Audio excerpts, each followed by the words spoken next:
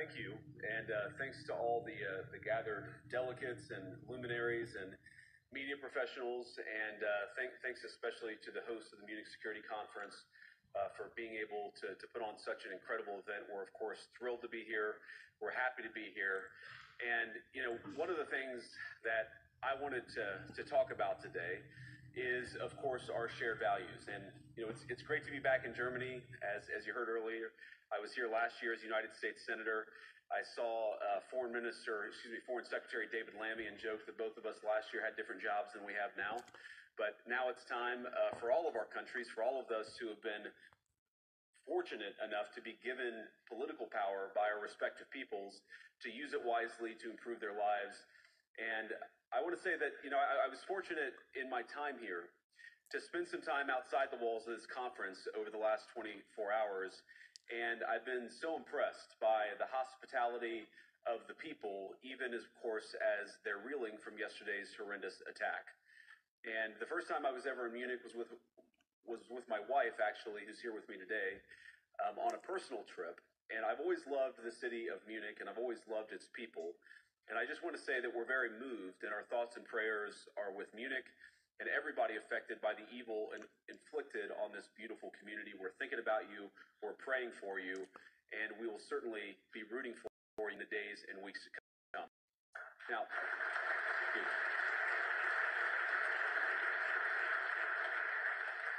I hope that's not the last bit of applause that I get, but we gather at this conference, of course, to discuss security. And normally, we mean threats to our external security. I see many great military leaders gathered here today.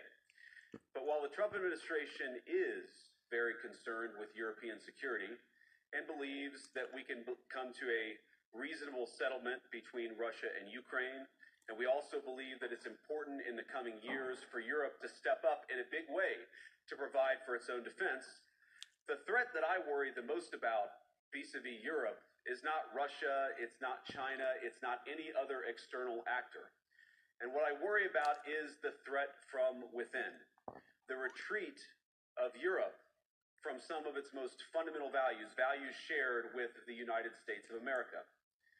Now, I was struck that a former European commissioner went on television recently and sounded delighted that the Romanian government had just annulled an entire election. He warned that if things don't go to plan, the very same thing could happen in Germany too. Now, these cavalier statements are shocking to American ears. For years, we've been told that everything we fund and support is in the name of our shared democratic values. Everything from our Ukraine policy to digital censorship is billed as a defense of democracy.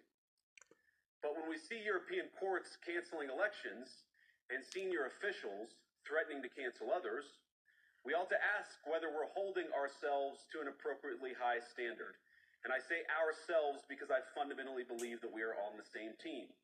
We must do more than talk about democratic values, we must live them.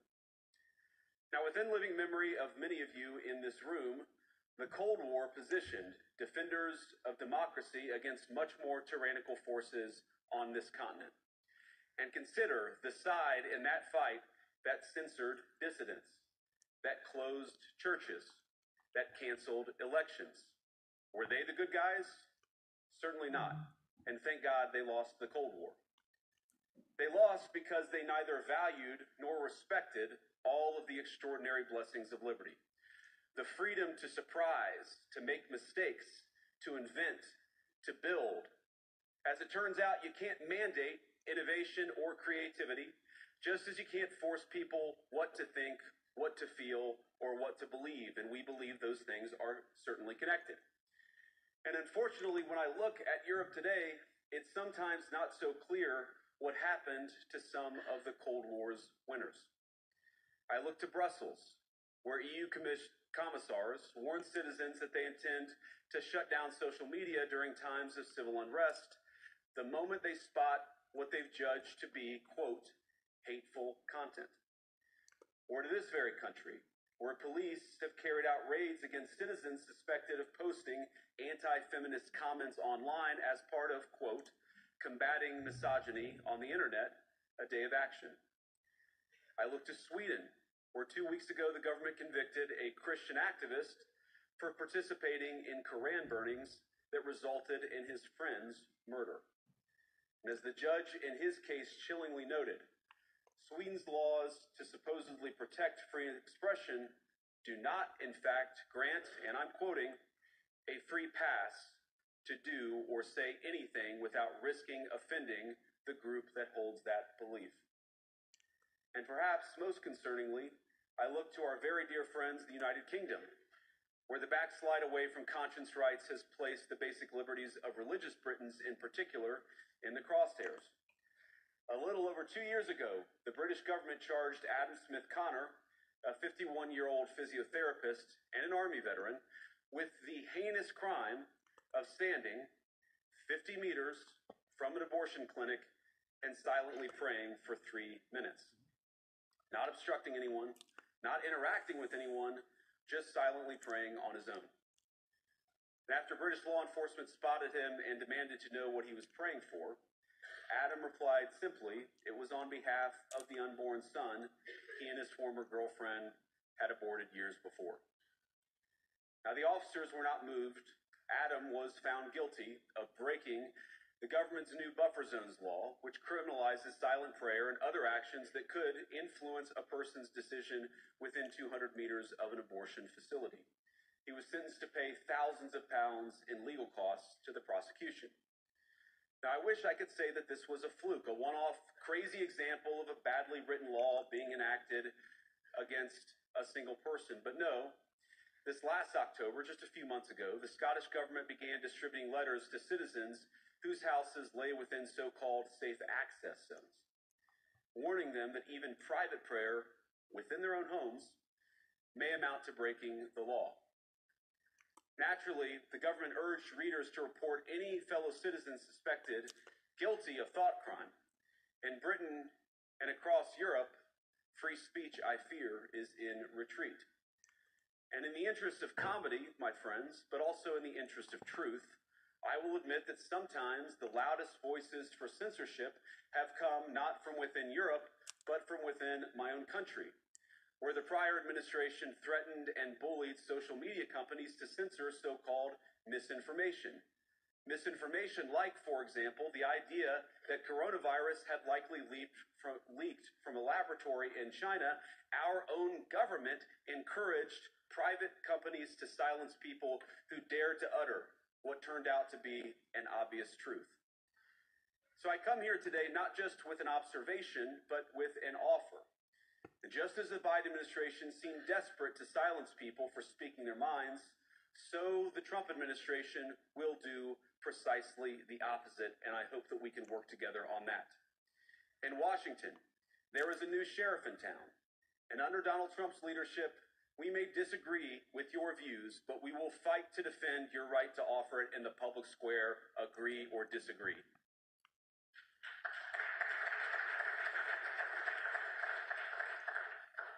Now, we're at the point, of course, that the situation has gotten so bad that this December, Romania straight up canceled the results of a presidential election based on the flimsy suspicions of an intelligence agency and enormous pressure from its continental neighbors. Now, as I understand it, the argument was that Russian disinformation had infected the Romanian elections. But I'd ask my European friends to have some perspective. You can believe it's wrong for Russia to buy social media advertisements to influence your elections. We certainly do. You can condemn it on the world stage even. But if your democracy can be destroyed with a few $100,000 of digital advertising from a foreign country, then it wasn't very strong to begin with. Now, the good news is that I happen to think your democracies are substantially less brittle than many people apparently fear. And I really do believe that allowing our citizens to speak their mind will make them stronger still. Which, of course, brings us back to Munich, where the organizers of this very conference have banned lawmakers representing populist parties on both the left and the right from participating in these conversations. Now, again, we don't have to agree with everything or anything that people say. But when political leaders represent an important constituency, it is incumbent upon us to at least participate in dialogue with them. Now, to many of us on the other side of the Atlantic, it looks more and more like old entrenched interests hiding behind ugly Soviet-era words like misinformation and disinformation, who simply don't like the idea that somebody with an alternative viewpoint might express a different opinion, or, God forbid, vote a different way, or, even worse, win an election. Now, this is a security conference, and I'm sure you all came here prepared to talk about how exactly you intend to increase defense spending over the next few years in line with some new target. And that's great, because as President Trump has made abundantly clear, he believes that our European friends must play a bigger role in the future of this continent. We don't think you hear this term, burden sharing, but we think it's an important part of being in a shared alliance together that the Europeans step up while America focuses on areas of the world that are in great danger. But let me also ask you, how will you even begin to think through the kinds of budgeting questions if we don't know what it is that we are defending in the first place? I've heard a lot already in my conversations, and I've had many, many great conversations with many people gathered here in this room. I've heard a lot about what you need to defend yourselves from, and of course that's important. But what has seemed a little bit less clear to me, and certainly I think to many of the citizens of Europe, is what exactly it is that you're defending yourselves for. What is the positive vision that animates this shared security compact that we all believe is so important? And I believe deeply that there is no security if you are afraid of the voices, the opinions, and the conscience that guide your very own people. Europe faces many challenges, but the crisis this continent faces right now, the crisis I believe we all face together, is one of our own making. If you're running in fear of your own voters, there is nothing America can do for you. Nor, for that matter, is there anything that you can do for the American people who elected me and elected President Trump. You need democratic mandates to accomplish anything of value in the coming years. Have we learned nothing that thin mandates produce unstable results? But there is so much of value that can be accomplished with the kind of democratic mandate that I think will come from being more responsive to the voices of your citizens. If you're going to enjoy competitive economies, if you're going to enjoy affordable energy and secure supply chains, then you need mandates to govern, because you have to make difficult choices to enjoy all of these things. And of course, we know that very well in America. You cannot win a democratic mandate by censoring your opponents or putting them in jail, whether that's the leader of the opposition, a humble Christian praying in her own home, or a journalist trying to report the news. Nor can you win one by disregarding your basic electorate on questions like who gets to be a part of our shared society. And of all the pressing challenges that the nations represented here face, I believe there is nothing more urgent than mass migration. Today, almost 1 in 5 people living in this country moved here from abroad. That is, of course, an all-time high. It's a similar number, by the way, in the United States, also an all-time high. The number of immigrants who entered the EU from non-EU countries doubled between 2021 and 2022 alone, and of course it's gotten much higher since. And we know this situation, it didn't materialize in a vacuum. It's the result of a series of conscious decisions made by politicians all over the continent and others across the world over the span of a decade. We saw the horrors wrought by these decisions yesterday in this very city. And of course, I can't bring it up again without thinking about the terrible victims who had a beautiful winter day in Munich ruined. Our thoughts and prayers are with them and will remain with them. But why did this happen in the first place? It's a terrible story, but it's one we've heard way too many times in Europe and unfortunately too many times in the United States as well. An asylum seeker, often a young man in his mid-20s, already known to police, rams a car into a crowd, and shatters a community.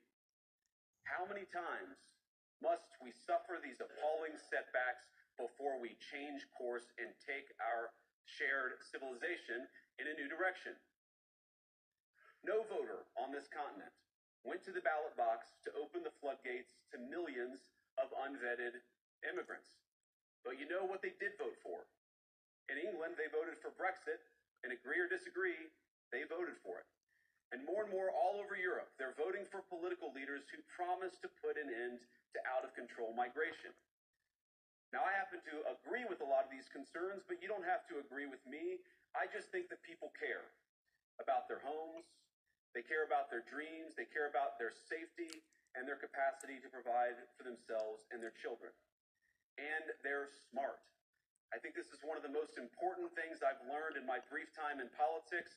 Contrary to what you might hear a couple mountains over in Davos, the citizens of all of our nations don't generally think of themselves as educated animals or as interchangeable cogs of a global economy. And it's hardly surprising that they don't want to be shuffled about or relentlessly ignored by their leaders. And it is the business of democracy to adjudicate these big questions at the ballot box. I believe that dismissing people, dismissing their concerns, or worse yet, shutting down media, shutting down elections, or shutting people out of the political process protects nothing. In fact, it is the most surefire way to destroy democracy. And speaking up and expressing opinions isn't election interference.